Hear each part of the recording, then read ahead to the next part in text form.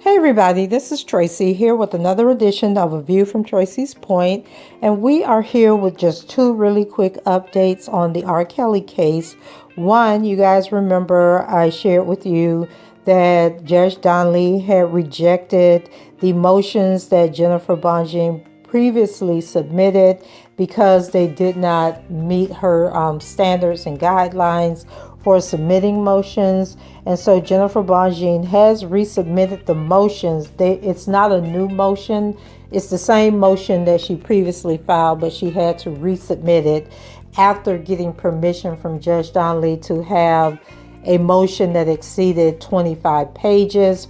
And then I can't remember if I mentioned this to you guys, but I did bring up several other judges' procedures for their courtrooms, and it seems like the 25 pages is a standard and that you do need permission. And then some judges had more standards than Judge Donnelly had, and others had less standards. And so someone on Twitter, I can't remember who it was, made a very good point stating that Jennifer Bonjean is very smart, very strategic, and so she knew that she had to meet this 25-page requirement because this is what she does for a living, right? She gets sentences overturned, help people get out of jail. And so the person on Twitter stated, she just wanted, in case Judge Donnelly denies the motion, which I think we all are pretty much 99.9% sure she's going to deny the motions regardless. However, at least Jennifer Bonjean got what she needed to say on the record, got people talking and viewing this case a little differently now that we have more information about discovery that wasn't presented at the trial. So once again, she did go ahead and request to be able to submit a larger motion. Judge Donnelly approved that motion, and so she just basically refiled the same motion. No new information in that. So now the second thing is that she is still requesting more time, and we talked about that before because there's a Rule 33 motion that she wants to provide, and she needs more time to prepare that. And so I am going to go ahead and read a letter that she submitted to Judge Donnelly on February 27th, and it says, "Dear Judge Donnelly, undersigned counsel filed defendant's Rule 33 motion on February 17th, 2022. That same day, defendant sought an extension from the court for an additional 30 days to supplement defendant's Rule 33. So she's already submitted the Rule 33, but she has more information that she wants to provide on that. And so she goes on Rule 33 motion, if necessary, docket number 271. This court denied the motion without prejudice to refile because defendant failed to ascertain whether the government consented to the request. Defendant respectfully requests a 3-week extension to file a supplemental Rule 33 motion. Specifically, defendant requests until March 21st, 2022 to file a supplemental Rule 33 motion if necessary.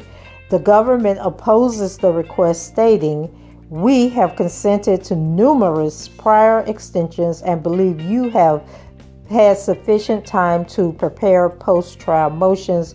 And when she's referring to the government, she's talking about the prosecutors.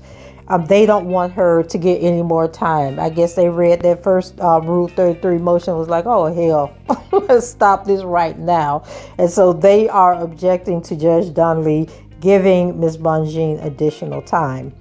So she goes on to say, undersigned counsel has not had sufficient time to ensure that all of defendants' Rule 33 claims have been presented to this court for consideration, particularly those premised on ineffective assistance of counsel. Undersigned counsel filed her appearance in this matter on October 29, 2021. This court ordered defendant to file post-trial motions by December 29, 2021. Undersigned counsel worked diligently over the next 60 days, reading the voluminous record in the case, researching various issues, and consulting with the defendant. Undersigned counsel sought an additional 30-day extension on December 27, 2021 for reasons identified in her letter filed under docket number 260.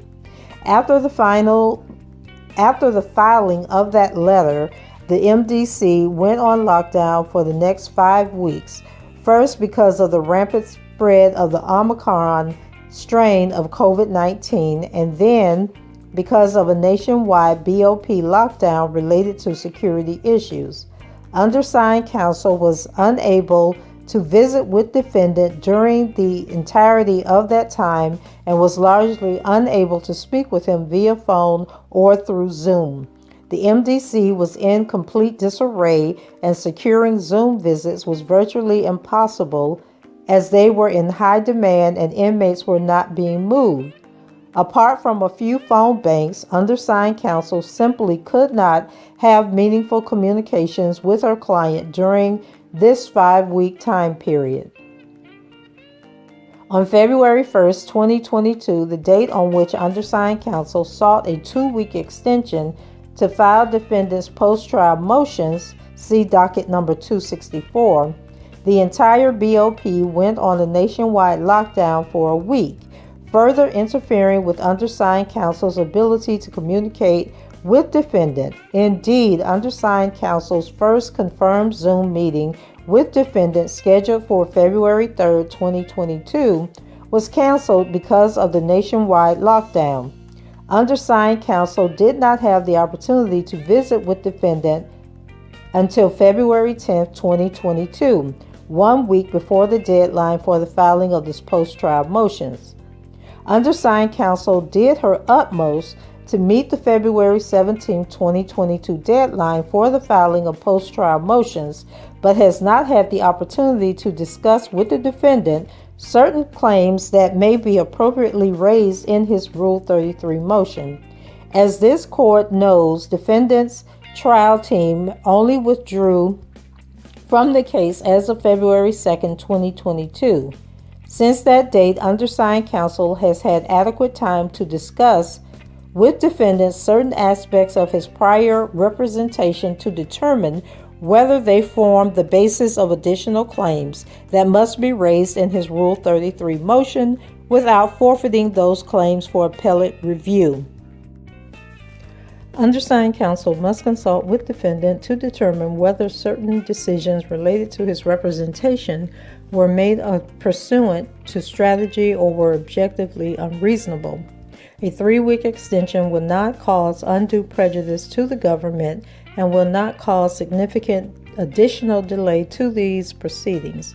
Granting this request will not interfere with defendant's sentencing hearing, which is currently scheduled for May 4, 2022. Therefore, defendant respectfully requests until March 21, 2022 to file a supplemental Rule 33 motion if necessary. And then there are 2 notes that accompany this. One was an article from Forbes.com that talked about the Federal Bureau of Prisons on national lockdown after deadly fights at USP Beaumont. And I do know that there has been a huge issue with prisons going on lockdown. I know in December, and that might be what she's talking about, or this may have been a second one, but I know back in December, several federal prisons were locked down due to gang violence that was going on because it impacted someone that I know, and they weren't able to communicate or receive emails, send emails, or anything for 23 days, I think it was that he said. In any event, the second note, it says, as a courtesy to this court and the government, undersigned counsel wishes to flag the possibility that defendant will seek to adjourn to his sentencing hearing until after the conclusion of his trial in the United States District Court of the Northern District of Illinois, scheduled to commence on August 1st, 2022. Defendant will file an appropriate motion in short course if he decides to make such a request. And I'm sure that request will be based on whatever Donnelly's rulings are on these motions. So this is going to be interesting. It looks like the government is going to put up a fight, and they're going to be their typical petty selves in dealing with this case. So that's it for me. I will get back with you guys if Donnelly responds to this. I'm sure her response will come sometime today, and I'll let you know what it is. So go ahead, leave your comments below, rate the video, and subscribe to the channel if you haven't done so already. And until the next time, I shall talk to you guys later. Bye-bye.